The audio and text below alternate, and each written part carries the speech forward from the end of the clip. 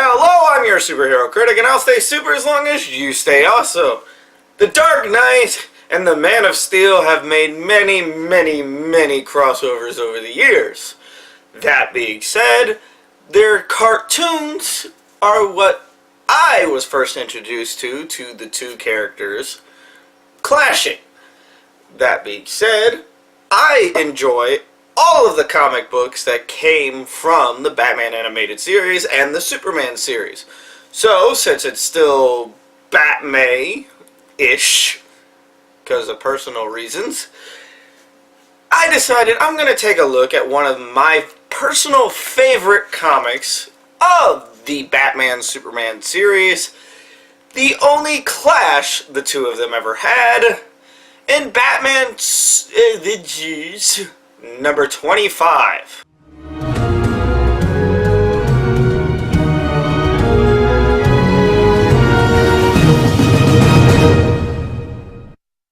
Our cover showcases our heroes standing heroically under spotlight.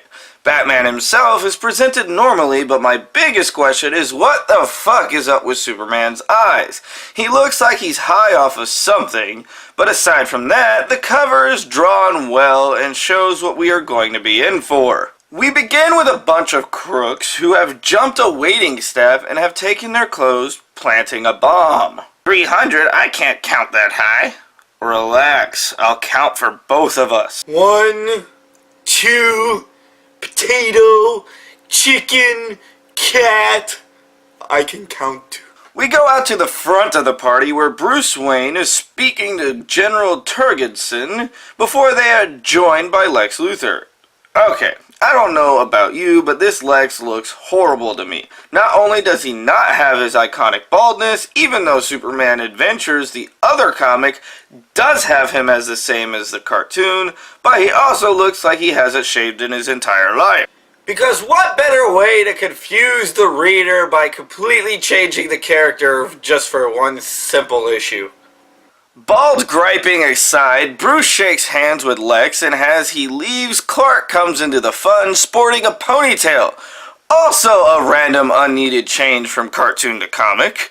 And our heroes chat, but Bruce notices the nervousness of the waiter, and Clark hears the ticking as Alfred scords the waiter. I'm just nervous because Table 3 said their food better be the bomb, and they're in for a big awakening.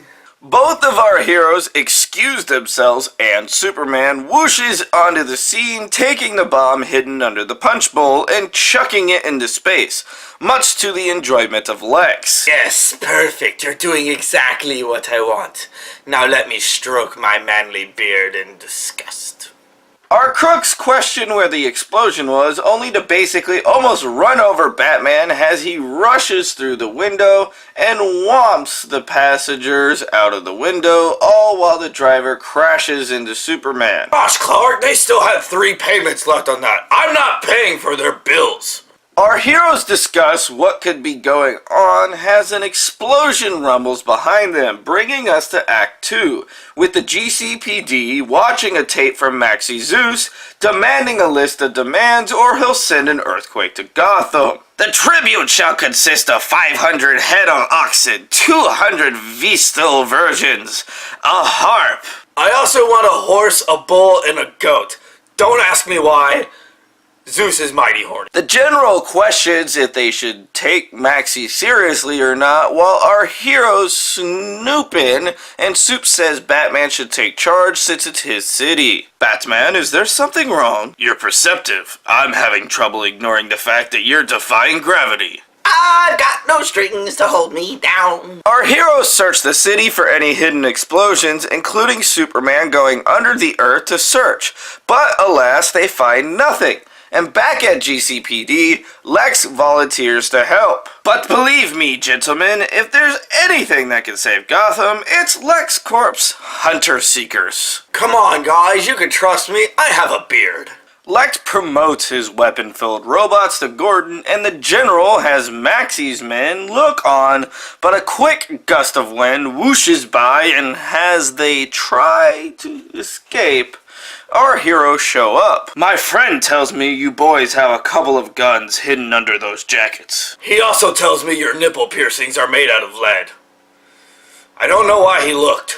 Act 3 begins with Zeus mad that he hasn't gotten his tribute yet, and as he brags about his actions, Superman swoops in, looking like Hydro Man since he clearly has no legs. But, irregardless, he takes Zeus's scepter. Sacrilege! How dare you lay hands on my divine scepter? By scepter, he of course means penis.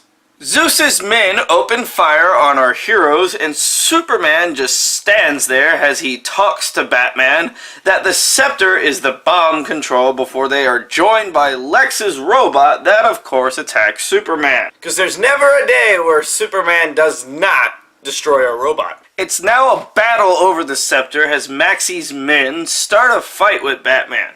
The General seems concerned about Superman, but it doesn't matter as Supes rips the arms right out of the robots with a scrunch. All I know is this comic has officially become a game of Rock'em Sock'em Robots. We get a 2-panel page that showcases Superman fighting the robots while Batman is taking out the thugs.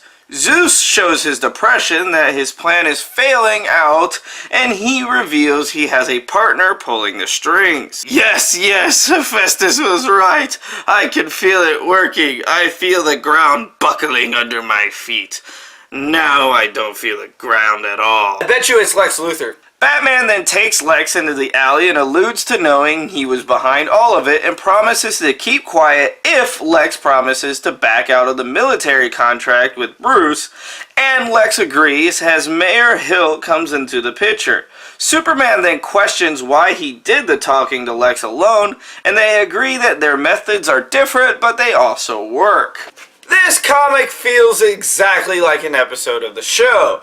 That being said, the only gripe I have with it is, of course, Lex having a beard and hair. It still bugs the crap out of me. But join me next time as we take a dive into Wonder Woman 2009. Because guess what? Wonder Woman plug! I'm your superhero critic. I'll stay super as long as you stay awesome.